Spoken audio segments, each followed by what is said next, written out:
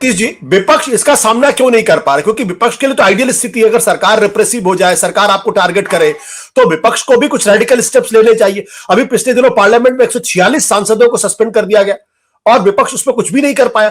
तो ये विपक्ष की कमजोरी है, ये है क्या? क्यों विपक्ष जो है वो लड़ नहीं पा रहा? उसका कारण क्या है? देखिए आशुतोष जी, मैंने जो पहले बारे में बोला वो लगभग इसी ओर था। एक बिखरा हुआ विपक्ष पहले से था, क्योंकि इनके अपने अपने इंटरेस्ट हैं जो ये आपस में लड़ कट गए, है ना। अगस्त सितंबर में जैसा विज्ञान कह रहे थे, एक मोमेंटम जरूर बना था, लेकिन चूंकि वेस्टेड इंटरेस्ट था, आपस में क्लैश कर गए, तो विपक्ष बिखर गया।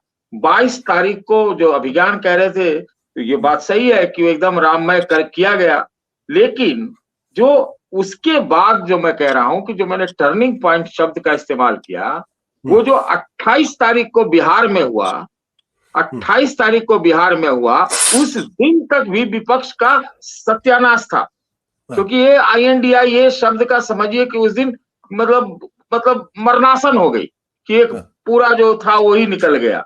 लेकिन जो 28 के बाद जो चीजें हो रही हैं, मैं फिर कह रहा हूं कि भ्रष्टाचार को नहीं डिफेंड किया जा सकता, कतई नहीं किया जा सकता।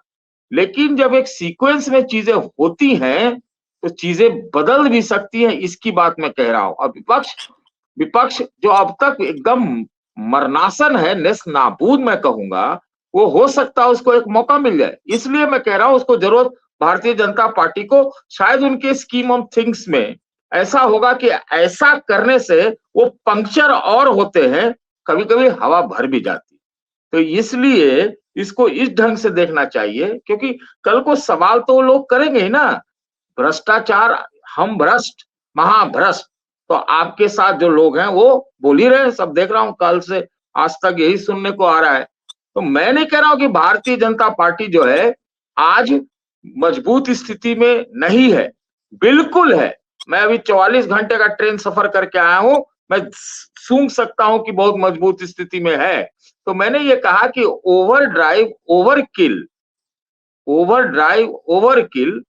कभी कभी उल्टा पड़ सकता है। तो हो सकता है कि विपक्षियों को एक रीग्रुपिंग का एक रास्ता मिल जाए, और कह तो रहा है सब कि नीतीश के जाने के बाद गति आ गई। सतीश जी, जो प्रश्न यहाँ पे आप बार बार टर्निंग पॉइंट का इस्तेमाल कर रहे हैं, फिर आप 28 तारीख की डेट का भी इस्तेमाल कर रहे हैं, क्या आपको लग रहा है कि जनता के अंदर एक गुस्सा धीरे धीरे बढ़ने लगा है कि भाई ये क्या हो रहा है, क्या आप पार्टी को तोड़ दे रहे हैं, उनके लोगों को गिरफ्तार कर रहे हैं? क्या उस टर्निंग पॉइंट का मतलब क्या है? क्या लोगों के अंदर एक नाराजगी पैदा हो रही है मोदी सरकार के खिलाफ? मैं ये कह रहा हूं कि ओवर ड्राइव होगा तो ये हो सकता है, भले ही वो एक्शन सही हो। आपको मैंने उसका उदाहरण बिहार का दिया।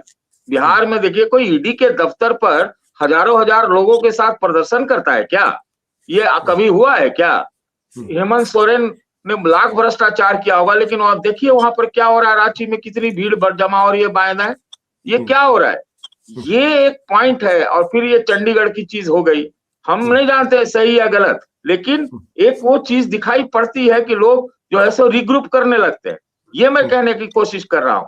मैं कतई नहीं कह रहा हूं कि भारतीय जनता पार्टी की स्थिति खराब है या वो बहुत नर्वस है, डेस्परेट है। अगर वो डेस्परेट है तो मेरी सूचना और मेरी जानकारी और मेरे कैलकुलेशन के हिसाब से वो एक ऐतिहासिक मैंडेट चाहते हैं, क्योंकि उनको दिमाग में ये शायद चला गया है कि बहुत चीज अभी बदलना है और बहुत आमूलचूल परिवर्तन करना है।